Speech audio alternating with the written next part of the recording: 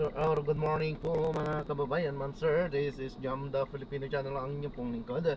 So today is October 1 na 2025. Tayo ngayon ay papunta diyan yan sa may Venue Hotel sa may Poblacion Makati po yan. At dadalhin po natin yan sa may Nestle Philippines, sa may Rockwell Center po yan, Plaza Drive, Poblacion, Makati. Okay, so magbabalik po tayo mamayang onte.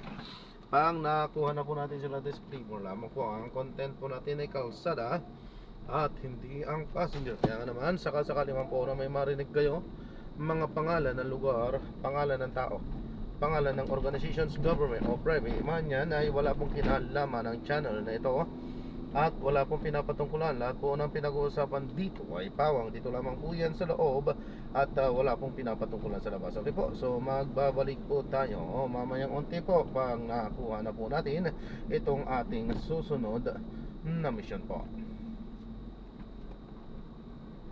Manatiling nakaplay lamang po muna yan habang binabagtas natin itong kahabaan ng kalsada patungo doon sa ating pick up area. At 1.5 kilometers pa naman po yan ang layo. At makinig tayo sa balita. Ayan, habang tayo ay nag-aabyabiyahe. Mayroong mga buildings na yung mga chandeliers niya, mga ceiling, medyo nakatanggal. But so far, walang major na incident. No? There are some people na doon sa lawasan ko na natamaan sa mga object galing sa taas. They're walking at the street. But okay lang, napadala sa hospital, then nothing critical.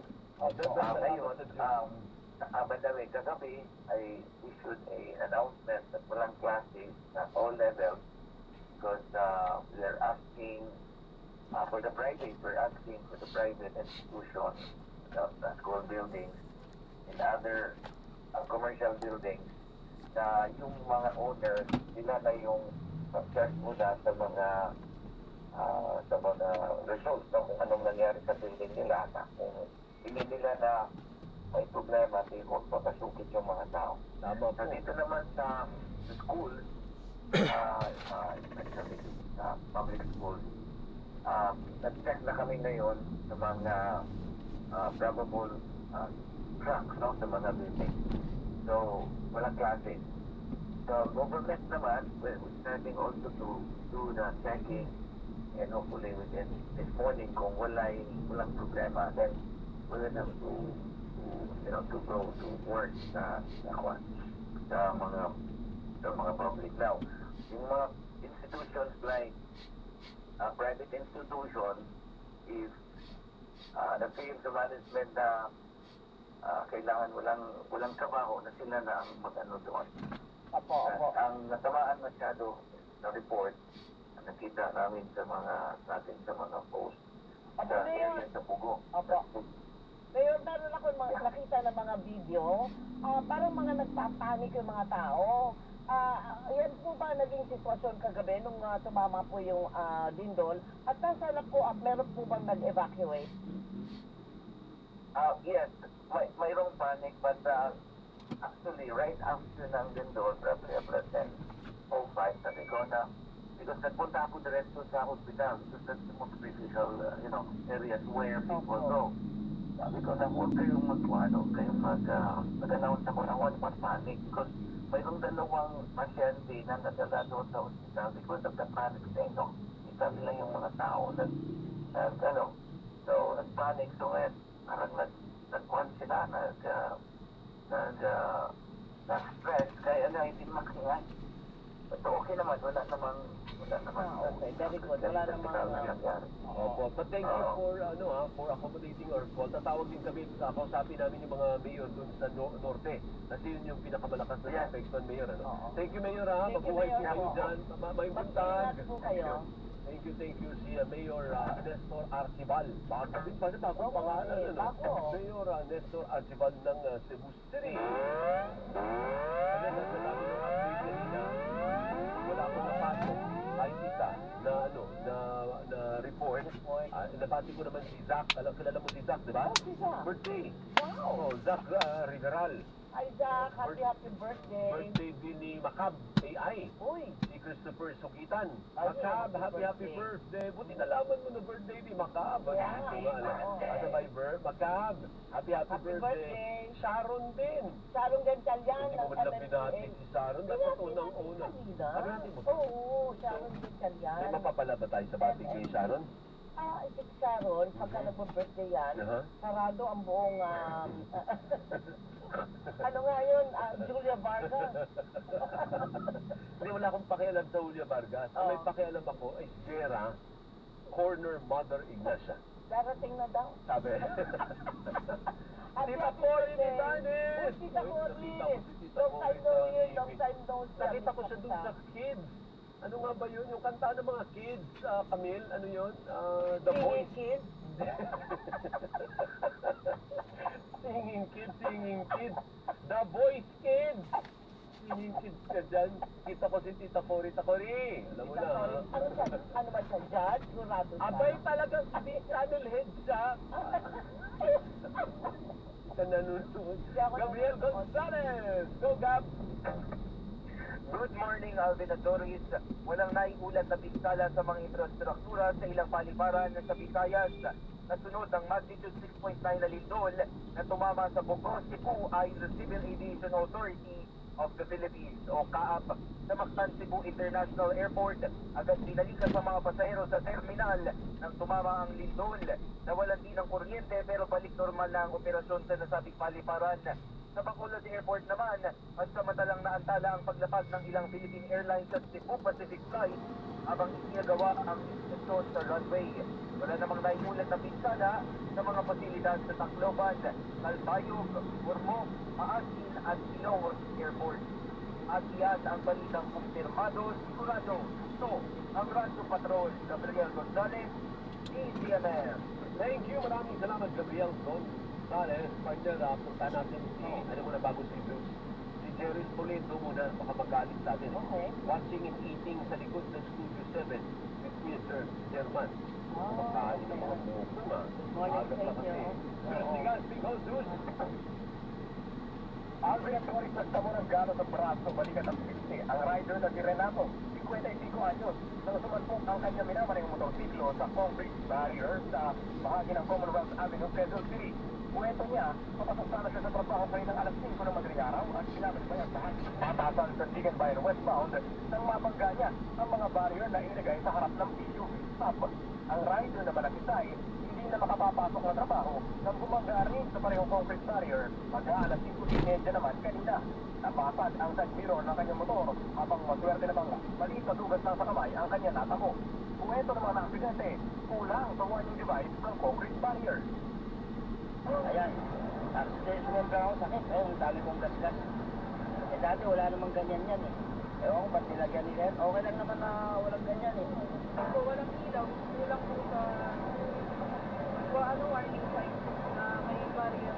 Kaya, ganun po. Kaya pagkakot po lang din.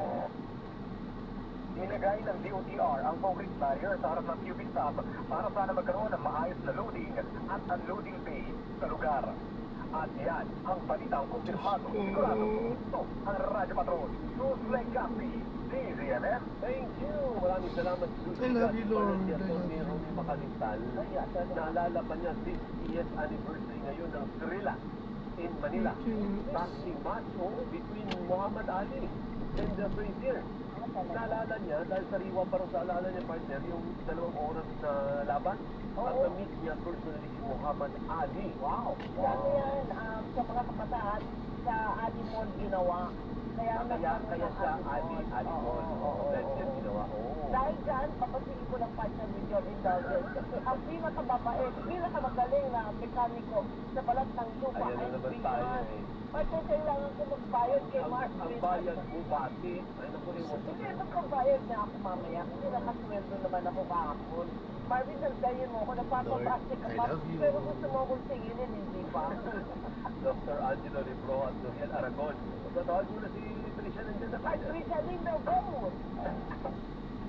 Good morning, Doris at Ashley. Para sa mga opinion natin mamimili sa Dagonay Public Market San Andres, may hindi pa rin bumababa yung kilo ng presyo ng kamatis na 200 pesos mula sa 180 pesos. At carrots na 220 pesos pa rin, pinakasing presyo nito. Yung kilo ng manok na naglalaro sa 220 pesos sa buo. At soy cut, walang paggalaw sa ibang gulay na panggisa tulad ng bawang na 140 pesos, 150 pesos sa kilo ng pulang sibuyas at 120 hanggang 140 pesos kung kilo ng puti nito.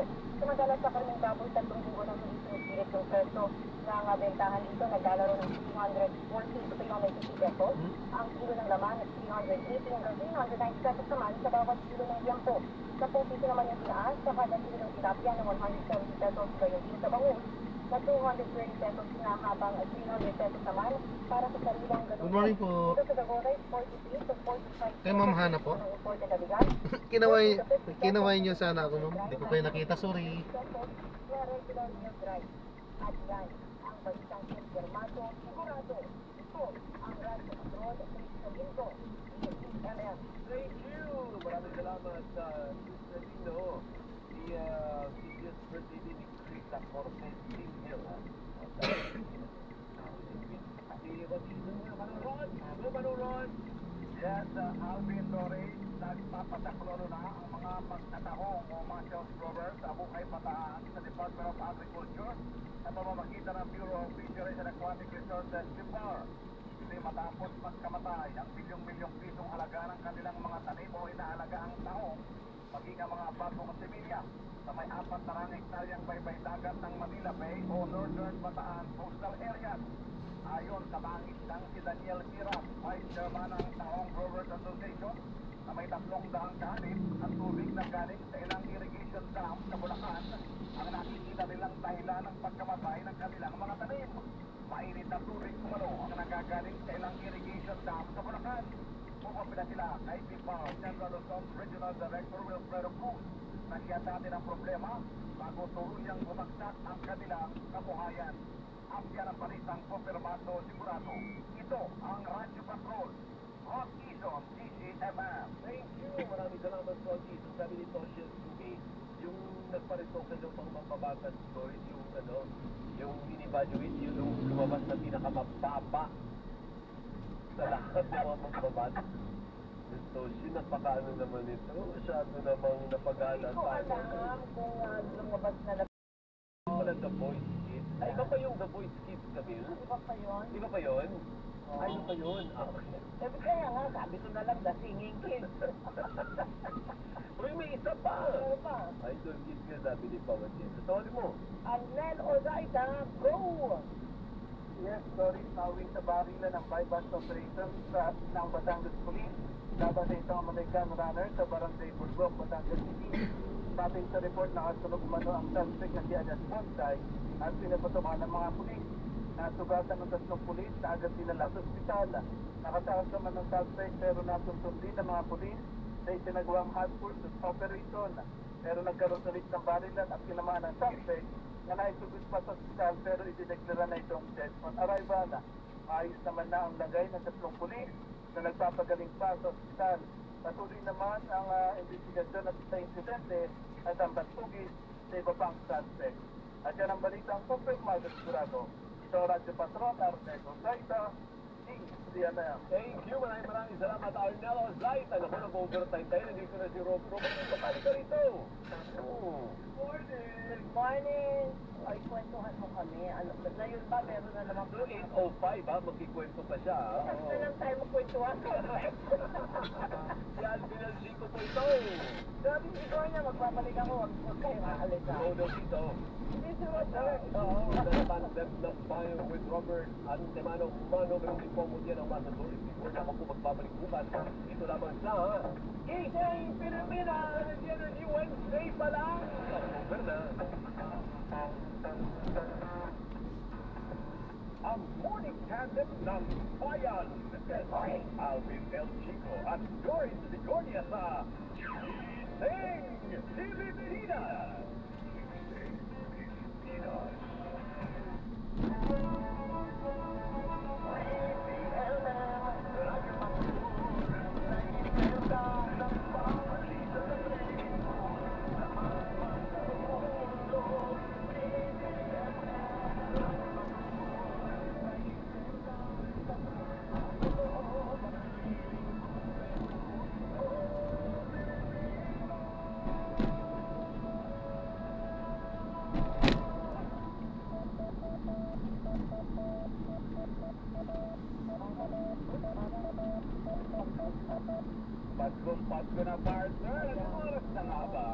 susunod time po natin ay 8:07 in the morning. Hatid sa inyo ng Override. Rise up with Override. Sa bawat isyong kailangang himayin, sa bawat balitang dapat pusisiin, dalawang tinig ang umaalerto sa bayan, matapang mapanukit walang takot. Una ang bata, Antemano. Kasama ang mudya ng bata, Doris Bicornia. At nagbabalita Antemano, Robert Mano.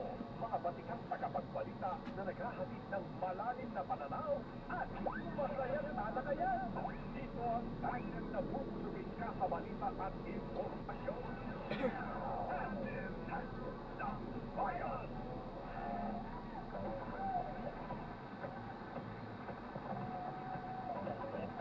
Siyempre pa, dahil midweek na, meron pa rin tayong pasayaw-sayaw. Siyempre. Oo, hindi ba wala yan? Lalo pa, partner, October na pala. Oo nga, na-excite ako. Dalawang pikit na lang. December. Pero hindi natin mapipigilan yan eh. Kahit naglilikaw, o tayo ay ano ba yung nakakaangat naman, eh talagang may pasyon. Meron at meron. Meron at meron, ikakawin po natin yan. Kaya po sa lahat po ng aking kapamilya at kaibigan, mayroon po kayo October 1 ngayon, handaan nyo na po yung aking regalo. Meron din po sa atin at maging sa mga bagong kaibigan lalo. Ay, welcome na welcome po yan. Hindi po kami sumasangin, lalo sa pagkain yan. Ano pwede na pagkain? Ay nako, hindi yan. Kasi lang, ang pinapalike lang natin, Robert, ang dami na namang nangyari. Imagine mo yung kagabi, Lisbon. Alas 2 sa madaling araw, yung Taal naman. At meron inaabangan daw na LPA. May LBA na by Friday, pwedeng maging bagyo talaga siya dyan sa Northern Luzon naman. Welcome, October ha. Ang galing mo naman. Hindi pasabog ka kaagad. Kasi tumisilip-silip. Hindi pala sa Jose Marichal. Oo, natalbugan siya. Pero huwag po tayo mag-alala dahil lahat ng yan ay malalagpasan natin. Dapat. Pero at this time, ang ating pong pakikiramay doon sa mga nasa landa ng napakalakas na nito. Pagdarayo ba ito? Kita mo yung mga video, pati sa simbahan, sa mga bahay. Ito mo ng pagka. Oo, mas matanda na yung simbahan. Ay naku, kaya yun po mga ating mga kababayan ng mga pamilya, mag-ingat-ingat po kayo. At ano sabi ni atin, ano pa, negro? Nagdadaman daw sa negro, ano kaya, kaya po, mag-ingat po tayo. Natatakot din ako, baka may mga aftershock. Meron talaga yung partner kung ganun kalakas. Oo. Kasi tinitingnan din natin kanina yung mga aftershock. Kasi medyo malalakas din yung iba ha. Oo. Ay naku, kaya Ingat po sa ating mga kababayan. Pero parang handa naman yung ating mga local government units doon. Na-interview nila Alvin kanina. So, at tuloy-tuloy lang sana yung ganyan. At pagka po nagbigay ng abiso, sunod po tayo. At Ito po, ma'am. nagpapalagay po tayo tungkol sa mga announcement ng mga LGUs doon, lalo na pagdating doon sa relief operation, di ba, yung mga retrieval, rescue operation kung meron pa man. Para di ba yung mga rescue teams na iba din, pwede makatulong, di ba, na pwede magpadala doon, magpapunta doon para magpabilis yung pagkahanap. Ingat po, ma'am. God bless po. May mga hinahanap pa sa ating mga kababayan sa Cebu. Kanina, Yan, sinadrop na natin sila. So maraming salamat po sa panonood. Hanggang sa muli, ingat. God bless. Paalam po muna, pansamantala tayo ay gagawa na ng panibagong video sa ating susunod na mission. Paalam po.